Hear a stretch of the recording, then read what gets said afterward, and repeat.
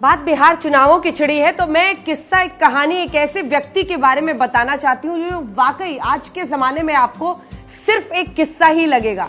यकीन करना मुश्किल होगा कि कोई मुख्यमंत्री, और वो भी एक बार नहीं दो बार, दूसरे उप मुख्यमंत्री और 2 बार मुख्यमंत्री रहे, एक ऐसे नेता की एक कहानी है जो रिक्शा पर चलते थे। जब उनका निधन हुआ तो पटना तो छोड़िए, अपने पैतृक गांव में उनके पास एक मकान नहीं था जो विरासत में वो किसी को देते। ऐसी सादगी, ऐसी ईमानदारी का नाम थे कर्पूरी ठाकुर। आज जब आप देखते हैं कि करोड़ों रुपए चुनाव में बहाए जाते हैं, प्रचार में खर्च होता है, पार्टी का फंड होता है, इन सब से बिल्कुल दूर अलग अंदाज में वो अपनी पॉलिटिक्स करते थे। और उनका गुणगान सिर्फ इसलिए होता है क्योंकि उनकी ईमानदारी और सादगी की ऐसी ऐसी मिसालें हैं कि वाकई आज के जमाने के लिए किस्सा कहानी ही है। तो आपको बताती हूं, मुख्यमंत्री 2 बार बने। एक बार उनका चयन हुआ एक ऐसे प्रतिनिधि मंडल में शामिल होने के लिए जिसे ऑस्ट्रिया जाना था।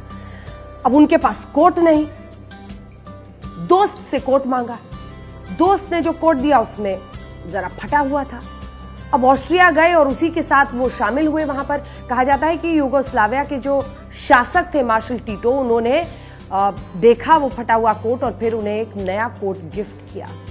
ऐसी सादगी, ऐसा व्यक्तित्व। एक और किस्सा है उनके बारे में कि एक बार उनके पिता का, चूंकि वो पिछड़ी जाति से आते थे, एक बार पिता का अपमान किया। वहां पर जो कुछ दबंग सामंती लोग थे उन्होंने उनके पिता का अपमान किया तो पूरी खबर फैली कि डीएम साहब आ रहे हैं, डीएम साहब आ रहे हैं, उनके घर पे उनके पिता का अपमान कर दिया है, डीएम साहब आ रहे हैं, पुलिस के खिलाफ कार्रवाई करेंगे और इन लोगों के खिलाफ कार्रवाई करेंगे।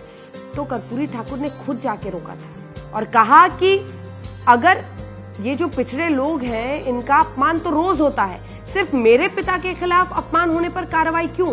अगर पुलिस वाकई किसी का अपमान न होने दे, सख्त कार्रवाई करे, तब बात हो। ऐसी सोच, ऐसी ईमानदारी, ऐसा व्यक्तित्व जिसकी वजह से कर्पूरी ठाकुर को अक्रॉस पार्टी जबरदस्त रेफरेंस है। देखिए, जेपी उनके गुरु थे, राम मनोहर लोहिया उनके गुरु थे। ऐसे लोग जो ये मानते थे गैर कांग्रेसवाद की राजनीति में एक अहम व्यक्तित्व, ऐसे तमाम लोग जो ये मानते थे कि भ्रष्टाचार से आगे इस देश को ले जाना है। अगर कोई 2 बार मुख्यमंत्री हो और उसके पास अपना कोई मकान ना हो जो वो विरासत में आने वाली पीढ़ियों को दे, इसी से आप उनकी ईमानदारी का एक अंदाजा लगा सकते हैं। और फिर बिहार की राजनीति की बात हो रही है तो सोचिए आज कैसे करोड़ों रुपए बहाए जाते हैं चुनाव प्रचार से लेकर, किस तरह से पार्टी में आरोप लगता है कि टिकट खरीदने के लिए आपको इतनी रकम देनी पड़ती है। तो एक कर्पूरी ठाकुर का भी दौर था। इसीलिए मैंने शुरू में ही आपको कहा था कि आज किस्सा ही सुनाऊंगी, क्योंकि आप लोगों को ये किस्सा ही लगेगा कि ऐसा भी कोई व्यक्तित्व था, ऐसी भी सोच रखने वाला एक आदमी था जो 2 बार मुख्यमंत्री रहते हुए भी इतनी सादगी से अपनी जिंदगी को जी रहा था कि हर कोई उनकी मिसाल आज भी राजनीति में देता है। ऐसे थे कर्पूरी ठाकुर और बिहार की राजनीति में एक अमिट छाप उन्होंने अपनी सादगी, ईमानदारी, अपनी साफगोई, अपनी विचारधारा से छोड़ी है। मुख्यमंत्री बनते ही उन्होंने 27% आरक्षण पिछड़ों को दे दिया था।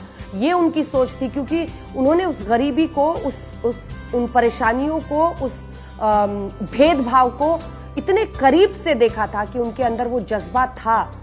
मंडल कमीशन तो बाद में, लेकिन उससे पहले ही उनका ये बदलाव करना बताता है कि उन्होंने सोचा था कि कैसे सबको लेकर आगे बढ़ना है। लेकिन ये अलग बात है कि चाहे ये तमाम कदम नाकाफी ही साबित हुए हैं। आज भी कई बार लगता है कि क्या वाकई जिस बहारे की बात हो रही है वो हो पाया है, नहीं हो पाया है। लेकिन इतना जरूर है कि कर्पूरी ठाकुर एक ऐसी मिसाल है जिनको कम से कम हम और आप किस्सा गोई के ही जरिए, बातों के ही जरिए याद जरूर करें, ताकि भ्रष्टाचार मुक्त, ईमानदारी वाली राजनीति की भी पहचान, उसका चेहरा बने कर्पूरी ठाकुर को कोई बिहार की राजनीति में भुला न सके।